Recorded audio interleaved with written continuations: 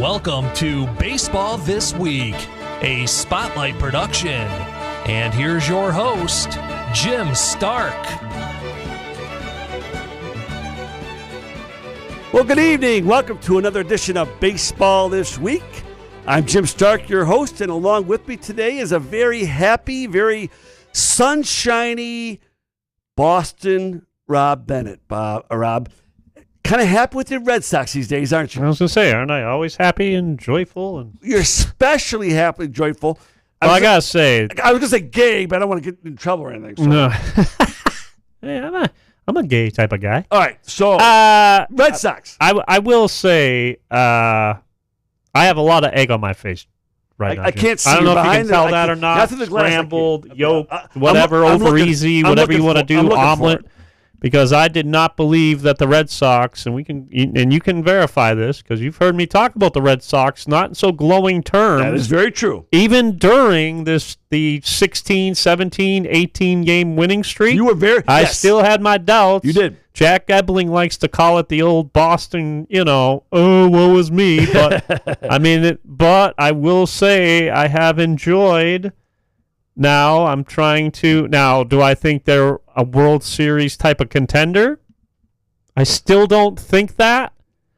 But most certainly, I am enjoying, despite wiping all the egg and eating all the crow that I have to eat, despite all that, wiping all the egg off my face, I am enjoying what I am seeing. They are most certainly, you can argue between either the Tigers, who won today, or were winning. They're winning. Last time we checked. Middle of the eighth. Yep. 8-0. Yep. So between the Tigers, the Red Sox, and the Brewers, those are the three hottest teams right now in the majors. Right? So the fact that the Red Sox are even in this conversation right now from where I believe they would have been in the beginning of the season with all the injuries, especially to that pitching staff and to Roman Anthony. I'm eating a lot of crow. I'm wiping a lot of egg on my face, as I said, but I'm enjoying it. Well, and if the Tigers go on to win as they should, this 8-0 in the middle of the eighth, they will then be at 56 and 59, which is actually a half a game better than Seattle. And Seattle has been considered a contender. They were a big buyer at the trading deadline. So that tells me how far the Tigers have come back. And I have been, as we know, since the last time you and I talked, Rob, we now know that Skubal is gone. He's over in the LA Dodgers dugout, locker room, payroll, everything else. But I was glad because, as I said last week, they couldn't afford to use him properly. He was much better off as an asset. And they made a good deal. We'll talk about this a little later, but they got the number 25 overall ranked prospect, and I think the number 68 in Hope and the pitcher Smith. Pitcher Rain River. Yep. But again, they could still make this, Rob. They can still win. They're only, as of today. Let me now. They won last night. That was a big missed opportunity because they're going to lose a couple of games. Oh, no, but all the teams last night ahead of them lost. Yeah. So if they won last night, they could have had a full game ahead. But as it stands now, before the end of today's game, they are still only 1.5 games out of playoff spot. Well, let me say this about the Detroit Tigers and this whole Tarek Skubal thing. I believe, and I want to see if you agree with me on this. I don't think it was the main reason for the disappointment throughout most certainly the first half of the year. There's no question about that. But I think it wasn't the main reason, but I think you could say it might have had something to do with it. If I'm a Detroit Tigers fan right now, I'm just thankful. We'll go into the trade and whatnot, what we think, and we'll grade it, and everybody's giving their opinion on it. Right. What they got back, yada, yada, yada. But if I'm a Detroit Tigers fan, I'm just glad this whole Tarek Skubal thing is over now. Yes, I am too. Because this is all we've been hearing about for the last, year and a half? Oh, easily. Yeah. So the fact now that they can go play, and I'm not saying it was a distraction and it caused all these issues, but I think it was becoming part of the issue. Remember, I made the contention that part of the dugout or the locker room uneasiness might have been because the way they it saw could have been. We'll never know him be treated in the whole the whole process of the. I just think there's a big sigh of relief now. Yep. Obviously, the players and his teammates, you hate to see him go. Well, you can you can focus now completely. But now you can just go out. And you don't have to deal with the media asking every 5 seconds about Tarek Skubal or anything else. Yep. You can just now go out and play. And boy, are they! And I wouldn't have said this a month and a half ago, even. But boy, are the Detroit Tigers right now fun to watch. These young guys that Scott Harris has been banking on. Yep. I mean, as of right now,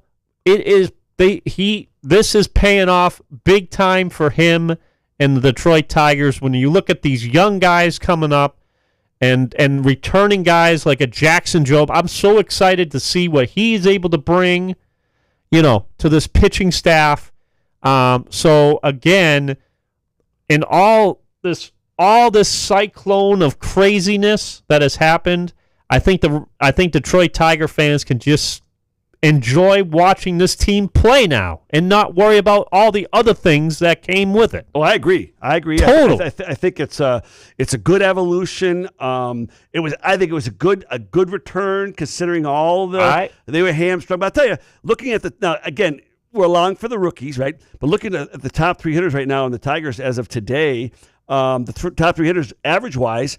Eduardo Valencia, Max Clark, and Kevin McGonigal. Now, again, very small sample size on Clark and on Valencia. But you know what? If you remember last year, Rob, I saw Valencia twice. I saw him when I saw him in Erie, and then I saw him in Toledo. And both times I said, this is a guy that can help the Tigers. So he's now up with the team. He's been up here for a couple weeks. He's done a good hitting 412. You can't ask better. 4 home runs, 11 RBIs, and 34 bats. That's good production, right? Yeah, you can't ask better for him. And Max Clark, who had a bit of a rough spring training for a couple reasons, but he's come up. He's added a real jolt of energy to the outfield. He's got that kind of a little bit of a vibe about him. If you watch him, he's got a little bit of swag, a little cockiness, a little swag. Yep. I think the Tigers need that a little bit. But more importantly, he backs it up. Shutting down center field. He's backing it up. Oh my gosh, is that nice not to see Javi Baez clomping around out there or Matt Verling trying to, they got a center. So you're right. Bit by bit, they're making progress. But and I think too, with the whole thing with the trading deadline, they now know what they have to deal with. Right? They're not wondering. They know they've got. No, exactly. The wonderment is gone. They don't have to deal with it anymore. They got a Zaire Hope. They got him pegged into Erie right now. Rain River. They waiting for. He's going to go to Toledo when he's off the disabled list. Everything's settled. The water. And you know what Scott Harris did? And I'll tell you another thing Scott Harris did. What was one of the main? He didn't call me and ask me my advice. I know. Well, you know what else he did? What's that? Now, how this pans out, we will wait and see, right?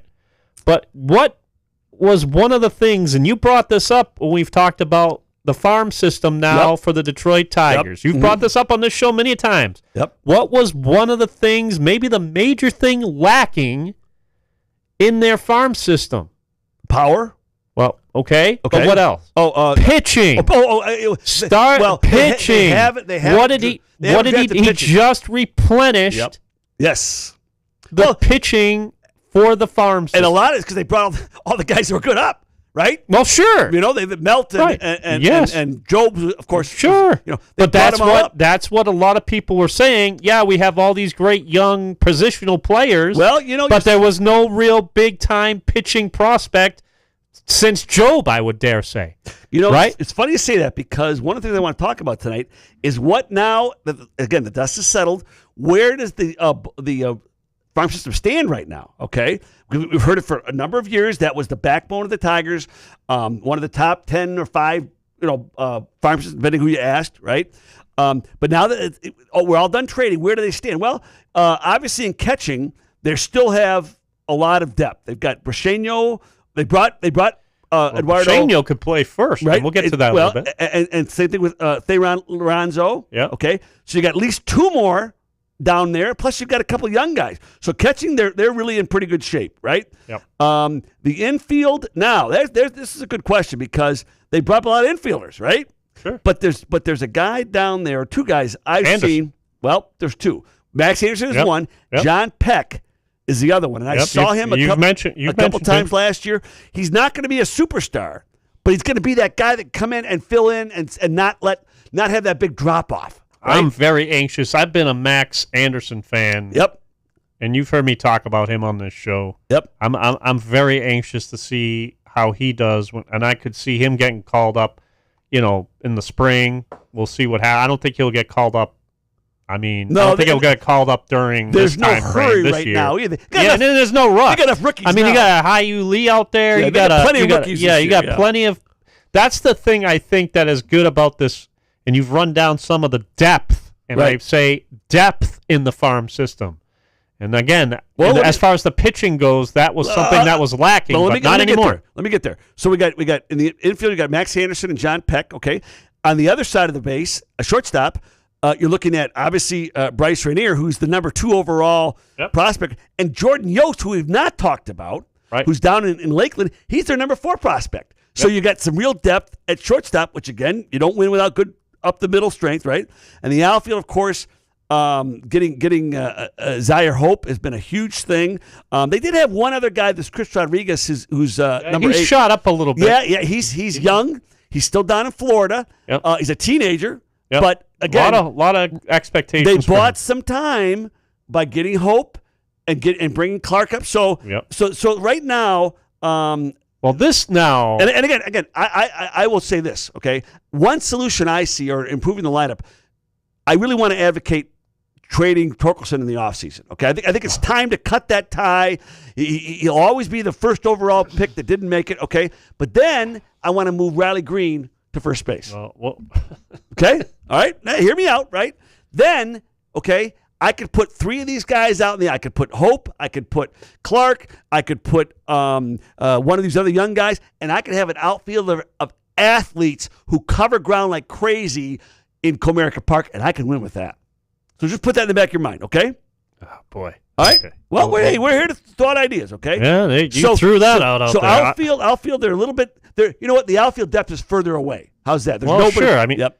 And one thing now for Scott Harris, if everything goes according to plan, right, they're not going to be picking 3rd, 4th, Nope. 5th anymore. Nope. They're going to be picking in the 20s. Yep. Right? If everything goes accordingly. So now this is where the scouting, this is where you should really start paying attention now as far as if you're into the, up-and-coming guys over the next, 3 to 5 years, I would say. Right. If everything goes accordingly, the Tigers aren't going to get a top 5 pick.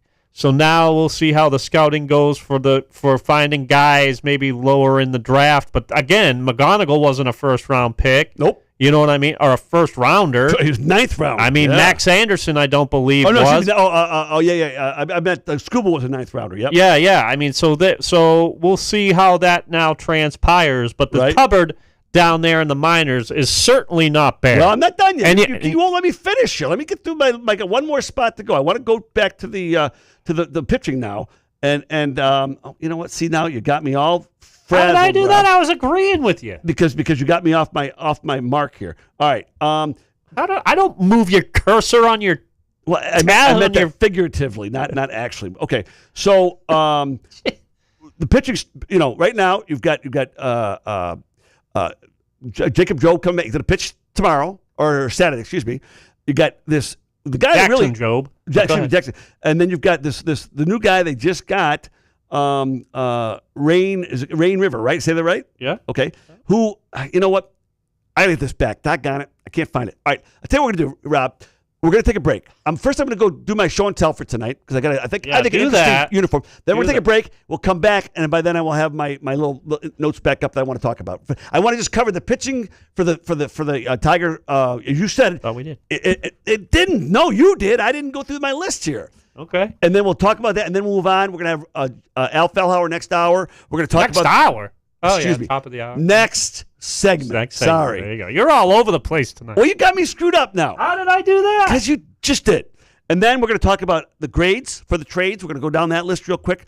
And then we're going to talk about the last segment. We're going to talk about what's coming for the Tigers. And also, I got your damn jersey. I got a really interesting comparison between a couple of Tigers I want to share with you. We'll do that in the last segment that I think shocked me. Okay, so we'll do that coming up. So first off, today my uniform, Rob, as I mentioned, is not a uniform of mine. It's one of my dad's. And I'm going to hold it up. You felt it when I brought it in, Rob? Yeah. This is that heavy wool, right? Wool, yeah. And it felt like it was like barbed wire on your skin. Yeah, like a Brillo pad. But look at this. It's no. There's no number, no name. But this, the best I can figure, because he didn't tell me about it. I found it in his closet after he passed. But the best I can figure is this has got to be from the 40s. So this has got to be 60, 80 years old, this uniform. Yeah, take care of that. But it's heavyweight. Right? Long sleeves, way past the elbow.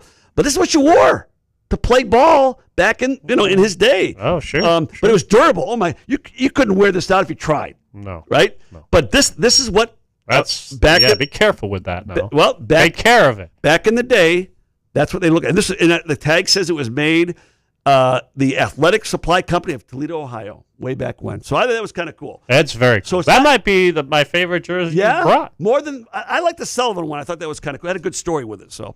Well, that's the best story. That's your dad's. You can't get better than that story. It is cool. Now you got it all wrinkled. Look at you got it all. I'll hang it up right in a minute. But you know what? I wish you had told me more about it. Yeah, no kidding. Right? I'm sure there's quite a great story. Too bad that But I got the uniform. So okay, Mr. Boston Rob, why don't you run down real quick how people can get involved with us, and then we'll go into the break and we'll come back with our next segment and Al Fellhauer. Yeah, we're live on Facebook. We're live on YouTube. Make sure to subscribe to our YouTube page, Baseball This Week, so that way you'll get an alert for every time we go live on YouTube. You'll get us, and you'll know where to go. Get your tab right to it. And then, of course, if you want to just listen to us audio and not look at our ugly mugs every Thursday, I can understand why. That's for sure. You can do all your podcast platforms, wherever you listen to your podcast platforms. Baseball This Week is there, and you can follow us also, like I said, on Facebook and on X/Twitter, Baseball This Week. Okay, for Boston Rob Bennett, I'm Jim Stark. We'll be right back with more of Baseball This Week right here, heard on the Spotlight Media Network. Come enjoy irresistible, award-winning, handcrafted donuts and locally roasted coffee at Groovy Donuts. Surprise your family or coworkers with special holiday designs and flavors, or put the perfect finishing touch on an event with a custom order. Birthdays, weddings, gender reveals, our friends at Groovy Donuts are your answer. Experience the Groovy Donuts difference for yourself on Lake Lansing Road in East Lansing or in Williamston. Get more information or place an order at groovydonuts.com. So, it's been a while since you've had your jewelry cleaned and inspected, right? Where will you go and who will you trust with your most valuable and treasured heirlooms? At Meadowar Jewelers' 4 locations in Lansing, Okemos, Jackson, and Portage, jewelry isn't just our job, it's our passion. Each and every piece entrusted in our care is thoroughly inspected by our trained staff against damage or normal wear. And we offer you, our customer, the highest level of quality on repairs and custom designs. Whether it's worn out prongs, channels, or shanks, it's all handled with incredible care. Meadowar Jewelers in Lansing, Okemos, Jackson, and Portage want to help you preserve your memories and offer you options on creating new ones. Come in today for the cleaning and inspection of your jewelry. We continue to work hard every day to earn your confidence and trust.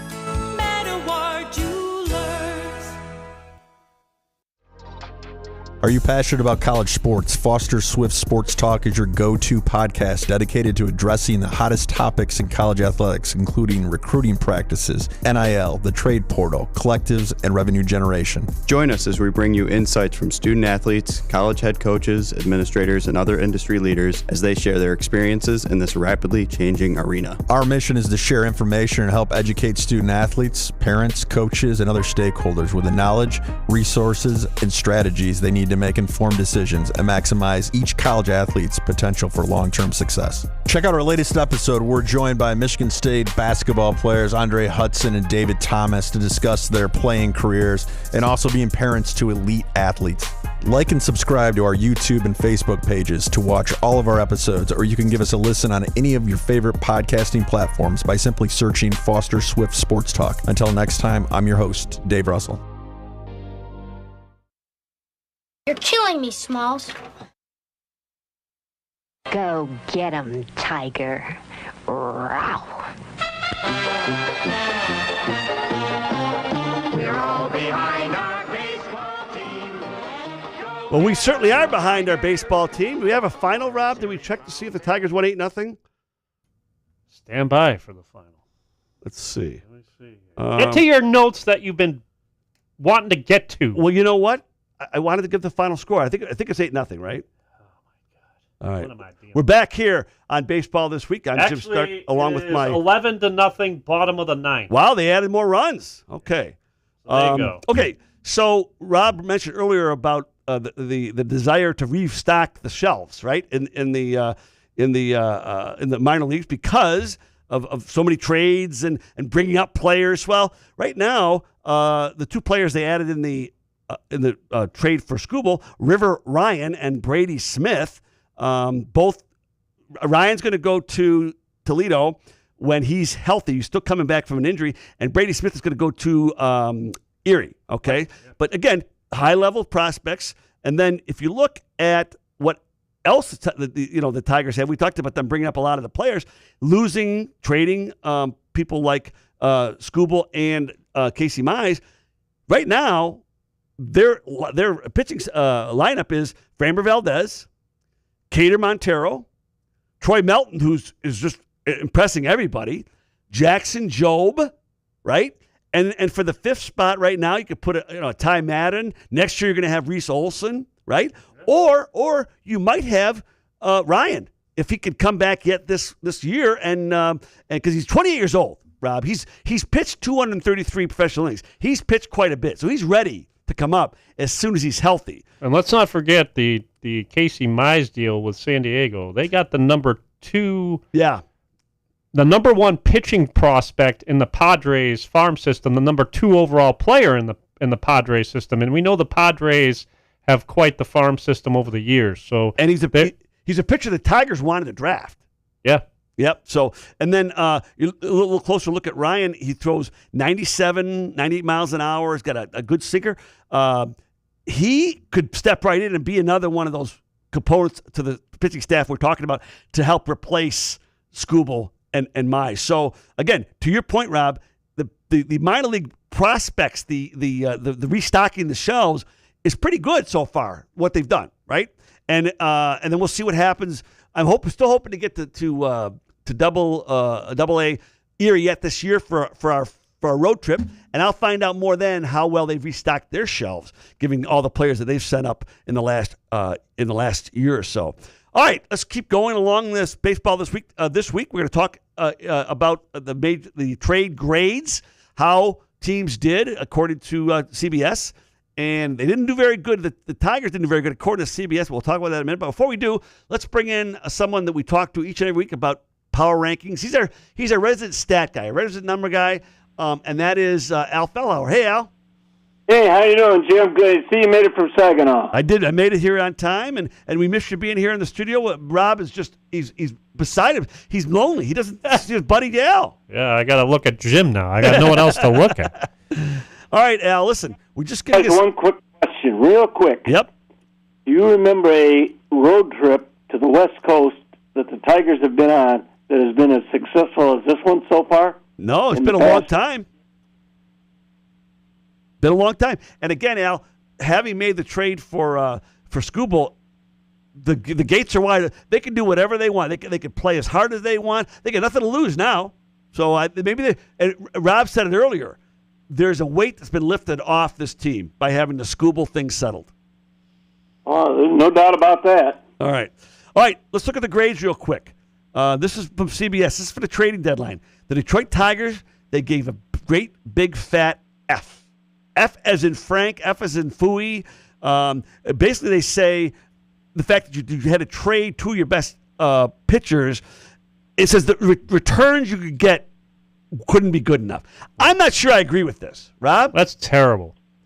I know. I give it an incomplete. Okay. Incomplete? Well, no. You got to give it a grade. But go ahead. Rob, go ahead. You had a thought. This is what I think, guys. Yep.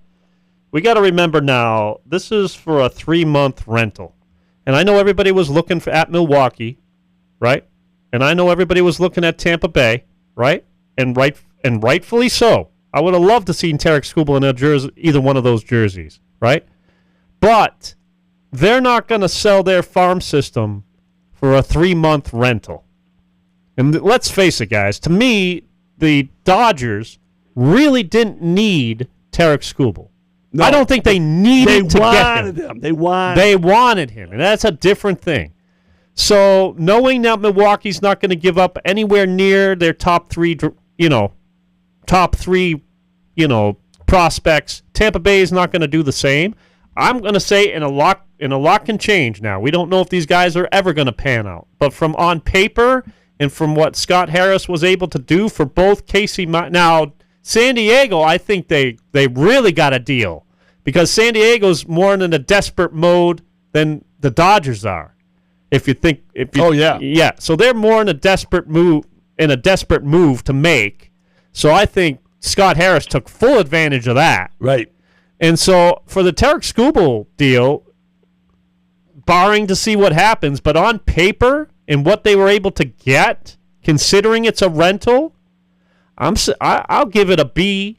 I'm going to say a B. Yeah. And for the Casey Mize deal, my goodness, I'm going to say B+, maybe even an A-. Yeah, I agree with you, Rob. They got the number 20, I think 25 in Zaire Hope, and the pitcher Ryan was 68th in the top 100 prospects. That's pretty good. Yeah, that's pretty good. Yeah, for a rental. For rental. All right. What were your thoughts, Al? Did you wanted to add something? Yeah, I think that Rob hit the nail on the head for the most part there. I think San Diego is desperate, and they want to make sure they get into the playoffs, and I think they made some good deals. I think the Dodgers, I don't think the Dodgers in the Skubal deal, I don't think that it's so much that they wanted Skubal, they didn't want anybody else to have it. Well, that's part of it, but they wanted them to. I think that was the biggest part of it. I think that's a great point by Al, I think. I mean, I think that, like I said earlier, the Dodgers didn't need him, but they didn't want a San Diego to get him. They didn't want a Milwaukee to get him. You know what I mean? They didn't even want the Cubs to get him, or they didn't want any of the major American League teams to get him. They wanted to make sure that he was in their clubhouse. Well, again, to your point, Al, you're right. Time will tell, but I like the trade. It's certainly not an F. I don't know where that came from, but I'll tell you though, the Boston Red Sox for Boston Robbie, they were very active. They got a catcher. Catchers are hard to come by. They got two. Okay, you can have Jake Rogers. Jake Rogers to me is the best backup catcher in all of the best backup catchers in all of Major League Baseball. I'm trying to give Boston a little bit of some props here. Adley Rutschman is a really good catcher. To get him at the trading deadline, when he's healthy, when you needed a catcher, I think that was a big move. And it shows Baltimore they're kind of throwing in the towel. They gave Pete Alonso a lot of money, but they're saying we can't win this year. So let me ask you this, Jim, and you too, Al, because you guys have covered baseball much longer than I have. When's the last time you saw a trade involving two positional players at the same position in one trade? Isn't that weird? Yep. Because they took Jake Rogers and Rutschman for one of their catchers and a couple of prospects. Right. I don't remember a trade ever like that. The only big whopping trade I ever remember is Harvey Keene for Rocky Colavito. I think you're dating yourself though. Wasn't that was 2 centuries ago, wasn't it? No, I'm kidding. A long time ago, but it was a batting champion against a home run champion. You're right. So Boston Red Sox, they give a big fat A for their trading deadline work. You give them an A? No, they did. They did? The CBS did. Okay. Looking at other Central Division rivals, they gave the Red Sox a B for adding Luis Castillo to the rotation. They gave the Guardians a B+ for getting Foster Griffin, who's a young pitcher who obviously can help them. Nathaniel Lowe and Joe Odell, some proven bats. So they didn't sit around doing that. They got a B+ according to the CBS. Looking Kansas City Royals, they got a C for doing nothing. But they hung to Michael Wacha and Seth Lugos. They didn't really do much, but they didn't need to do much. I had them as a standstill right before last week. I think we talked about them. They were going to be just a whole pat. Is that right? You guys remember? Yeah. Okay. Milwaukee Brewers, they gave a B+, even though they missed out on Skubal. They got Dustin May. They got Jojo Romero and Antonio Senzatella, who is a bullpen guy. So they did some things. Minnesota Twins, they gave a B to because they got A.J. Minter, Jeff Hoffman, and Tommy Nance. 3 new relief pitchers, which the Tigers could have used any one of those if they could have got them. So a good grade for the Twins. Yankees got a DL for doing nothing, basically. Well, the Yankees didn't need to do a whole lot. Oh, I don't know if that's true. Well, they're just waiting. They're just waiting for Judge, and I don't know if that's enough. The things that they did is exactly what they needed to do. The Phillies, they gave a C, and I'm a little bit surprised, but I guess I understand. They added Luis Reyes, who is the leading hitter in Major League Baseball right now. The problem is where's he going to play? Because they have a full infield in Philly. So that, I think, is the question is what's going to happen, where are they going to find room for him to play? Because they don't need him at DH, obviously, with Kyle Schwarber. So I think that's why, even though they got a great player, I think that's why they lowered the grade and why they didn't give Dave Dombrowski higher props for that trade. Pirates got a B+. They got some pitchers to go help and some bats. What did they give the Atlanta Braves? Hang on. Padres, they got an A. Okay. So, Rob, to your point, Casey Mize and Robbie Ray. And Robbie Ray as well, yeah. So even though they gave away a really good pitcher, they also got some players in return. Well, their general manager shoots by the hip, doesn't he? Yep, I mean, he does. He does that, and he's one of those guys, a cowboy of sorts. He doesn't hold back. Aren't there a lot of those guys now? Cowboys? Baseball? Yeah, they did a C, Rob, Al, they got a C. The Braves? Yeah, they got Tyler Amahle and Lane Thomas, who are 2 hitters, and they got Brent Suter so they filled a couple of holes, but nothing major. So they got a C. But again, they didn't need to do as much either, right? When you're running away from things like the Braves are, what are you really going to do? Yep. I mean, so if it ain't broke, don't fix it. So that's really all the A's I see across baseball. The Nationals got an A. They got let's see who they sold quite a bit. Yeah, but they gave him an A. They traded him for they got 7 prospects for Luis Garcia, Foster Griffin, and Curtis Mead. Yep. And they didn't trade C.J. Abrams, who's a really good young shortstop. So they're giving an A for turning those assets into future prospects. So, all right. So the trading deadline's gone. The Tigers, we agreed, has done pretty well, and now time will tell who's going to make out the best. But I will say this: I was surprised that San Diego was so active. I kind of had them down as either a seller or stay even, but they really got active. Yeah, I mean, they're still in the hunt. It wasn't but they needed to make a move if they wanted to. If they felt like they, needed to, they definitely needed some pitching. Right. I mean, starting pitching, major league quality pitching. And they got 2. Yep. And how crazy is it going to be the next time the Dodgers and the Padres play? You could see a Casey Mize, Tarek Skubal showdown. Well, how fun will that be? Another question is going to be when the Dodgers come to Detroit this year, right? Oh, yeah. Will Skubal have one of those three starting slots? Oh, TV's all about it. Yep. You know that. All right, Al Fellhauer, give us some of your feedback this week from your power rankings and what your research is showing you. Any good stories out there this week following the trading deadline? I got good news for Rob. We laughed at him at the beginning of the season. We never laughed at Rob. Yeah. We've been laughing about the Boston Red Sox. I've been laughing about the Boston Red Sox. But go ahead, yeah. But now they are the 3rd-rated team in the American League. Wow. 3rd-rated team and the 7th-rated team in baseball. Okay. They take it. I saw they gave up on is it Marcelo Mayer? Is that his name? Yeah. The high drafted shortstop. He went out to San Diego, didn't he? Yes. Yeah.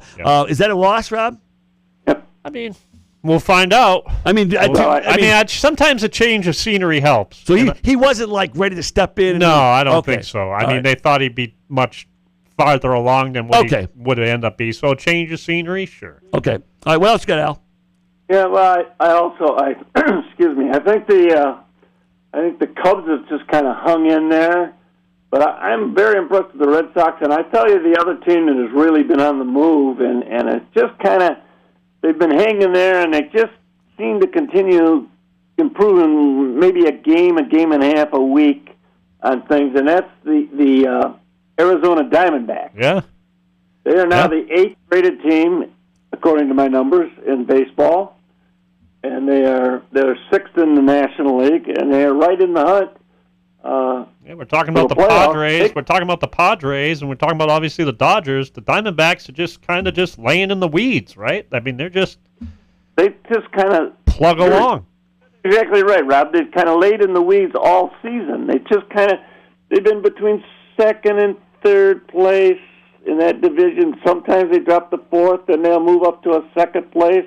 They've just kind of wandered around in the middle there, but they continue to hang on, and they continue to get better in the last 3 weeks. I'll tell you what, that Corbin Carroll, good player. He might be one of the most just because of where he plays. Yeah. And no one really talks about Arizona, but he might be one of the most underrated players in all of Major League Baseball. He's killed the Tigers when they played him. He's been very productive. Yeah. I don't see the Arizona on this list. The Diamondbacks on this list of great. Did they not make any trades? I don't think they made any deals. Nothing. Yeah. Wow. That's why then. Okay.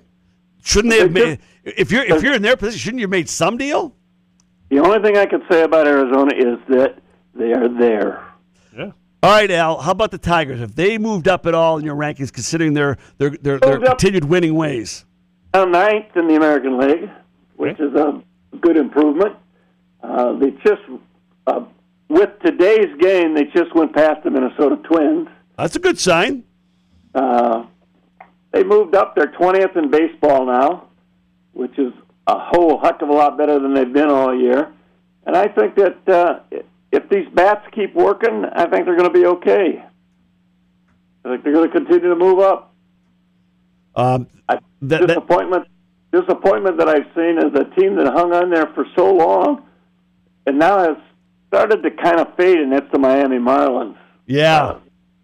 They dropped down to 8th in the National League, and they're just kind of hanging right there. They're a game over 500, but and they didn't do much at the deadline either. They traded some relief pitchers. They traded Liam Hicks, the catcher. They didn't do much. Just kind of staying steady. But I'll tell you what, watch out for the Houston Astros. Well, every year we say that. American League now, 12th in baseball. Every year we say that, right? Every year they seem to rally come playoff drive time, right? Yep, and this series that just ended in Seattle certainly did not help the Mariners at all. No, they're in trouble over there in the West now. Yeah, no, I hadn't thought about it, Al, but you're right. This has been a very good West Coast trip for the Tigers in general. Best I can remember in ages. Yeah, and again, the Tigers right now, everything's in front of them. Whatever they do is a bonus. If they make the playoffs, people will be thrilled, right? They might even take 3 in San Francisco. The Astros got a C in their grade. They added Dalton Varsho, who's a good defensive center fielder. So again, they didn't do much, but they have a good core still, right? That core of the Astros is still pretty solid. Yeah, they're very solid, and they're playing good, steady. They're improving they're like the Diamondbacks. They just they're there, and they will be there, and they will be there at the end. Okay, all right, Al Fellhauer, thanks for joining us via the phone. I think we're going to try to get you in here next week if we can. If Rob told me not to bring you today, Al, that's why I didn't get you. Is that all right?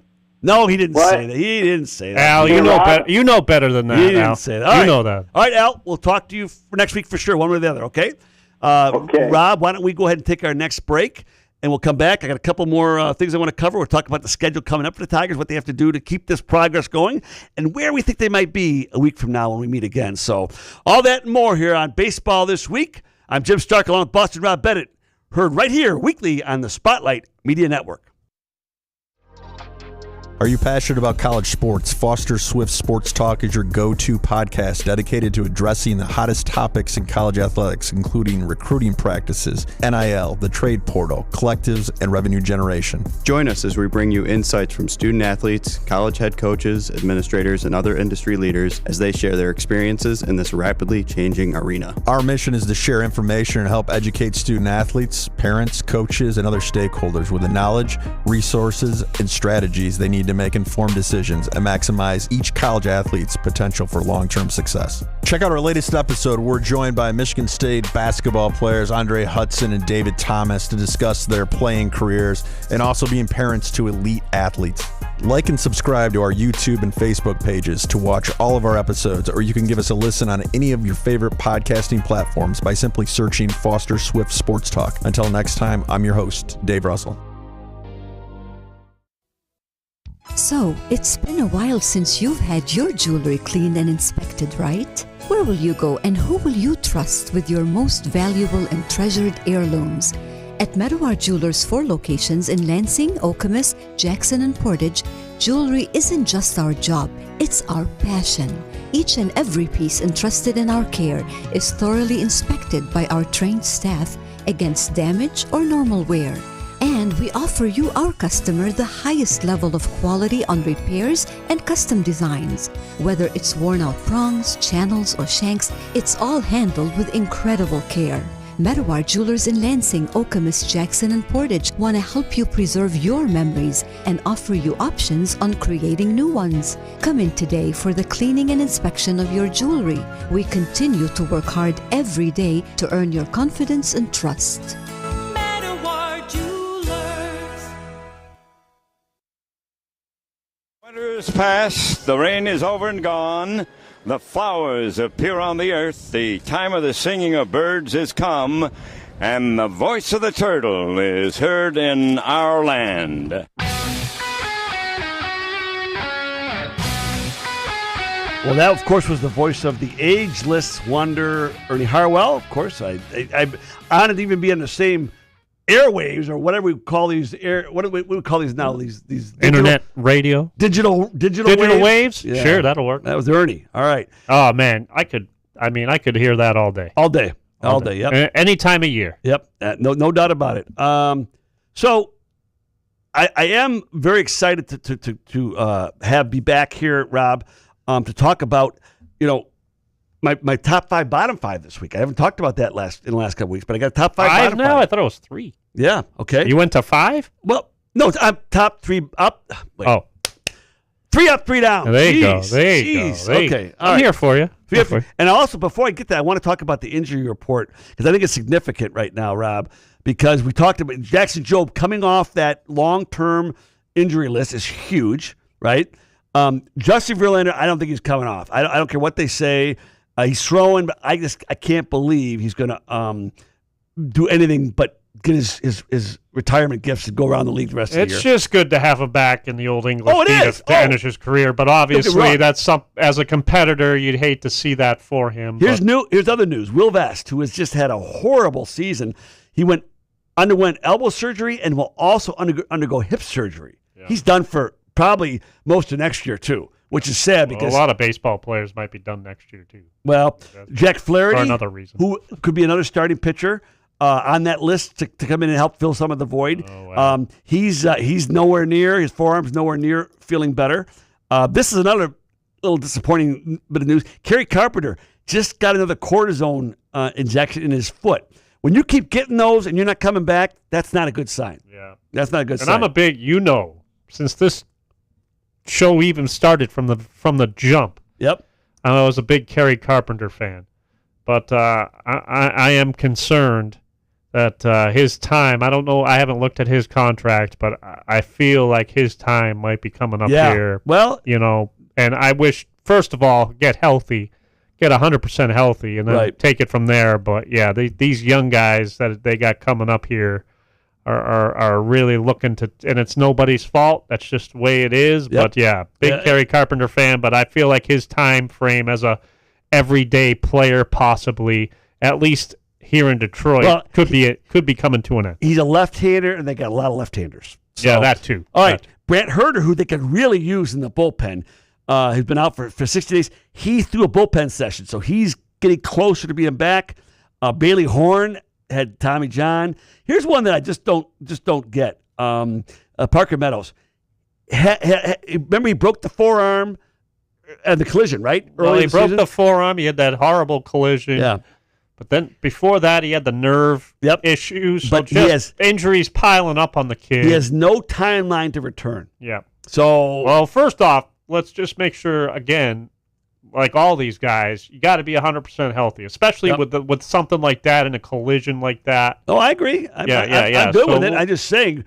But he's still young enough where he could maybe. And you know what? He excites me a little bit because if you put him out in the outfield with Max Clark and Xander Hope, you got three guys that can cover a lot of ground in that outfield. That's kind of what gets me a little jazzed up about him coming back at some point. So we'll see. We'll see. One thing I want to mention before we get to my 3 up, 3 down is, the progress of Hao-Yu Lee has been, to me, really, really encouraging. And here, I want to give you a comparison, okay? The guy he's sort of filling in for, Gleyber Torres, all right? They both have a very similar number of at-bats right now.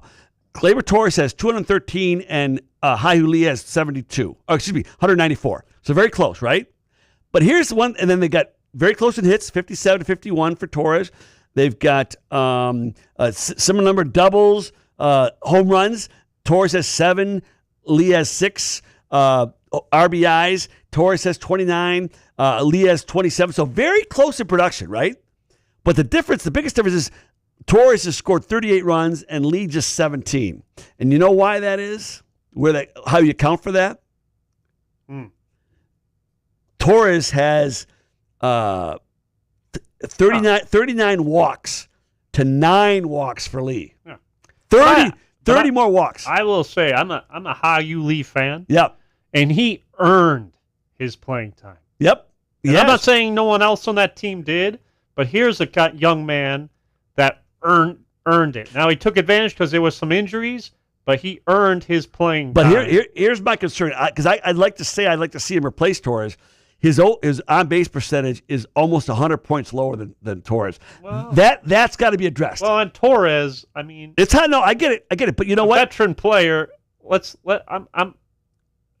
Let's not throw in the towel on how I'm not. What did I say, Rob? I said it has to be addressed. He's got to develop more of an eye. Give him a full year. Give him a full year up. But he's got to develop more of an eye and start taking more pitches and walking more.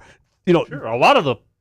Well, I'm just comparing these two guys. If Lee wants to replace Torres, he's got to have a better OPS. How's that? Yeah. Okay. Yep. All right. For this week, 3 up, 3 down. Give my 3 ups first.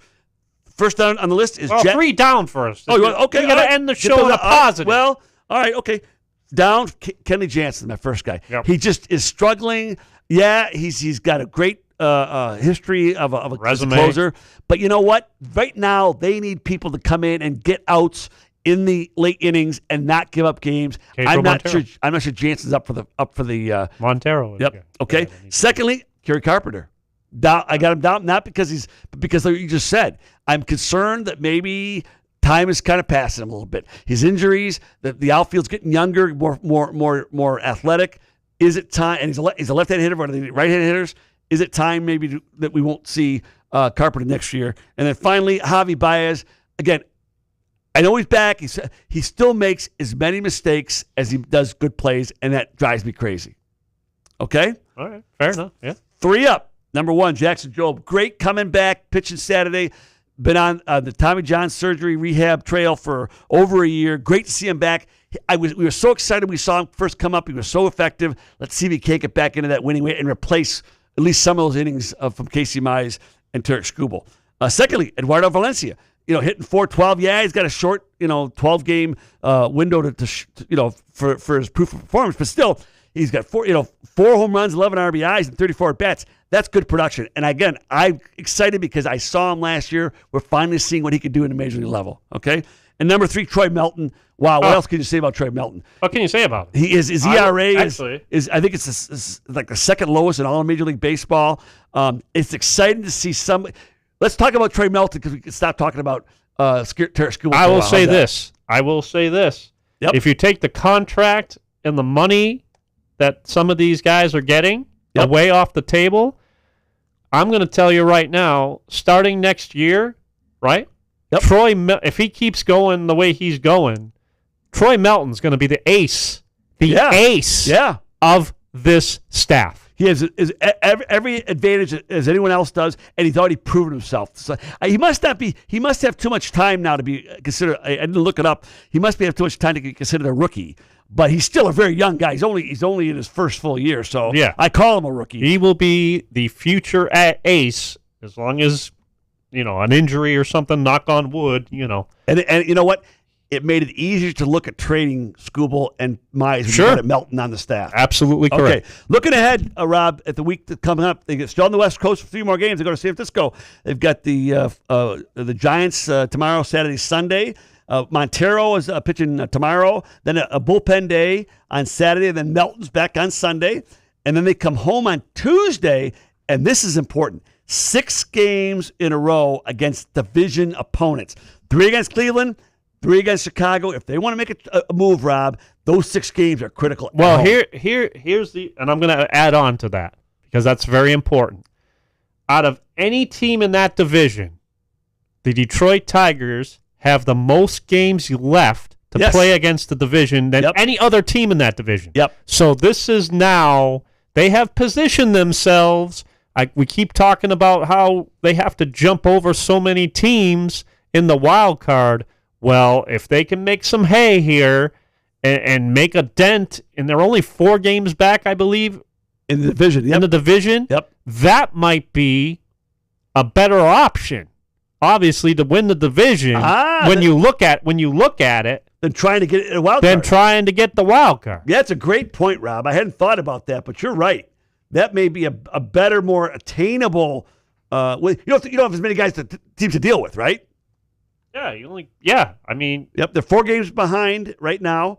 So yeah, and again, those 6 games against Cleveland and Chicago, they could come out of there in first place if they play their cards right. Correct. So all right, and out of those 6 games, Rob, 4 of 6 is a must, not a luxury, a must.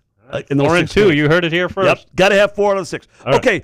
Right. Boston Rob Bennett, been fun today. Yeah. Tigers are making it fun for us. They're winning. Game and a half out in the wild card. 4 games out in the division. Got 6 games coming next week. All at home. Lots to talk about. Well, fun next week. I think looking at what happened. So for Boston Rob Bennett, I'm Jim Stark. Thanks for joining us on Boston on our baseball this week. We'll be back right here next week on the Spotlight Media Network.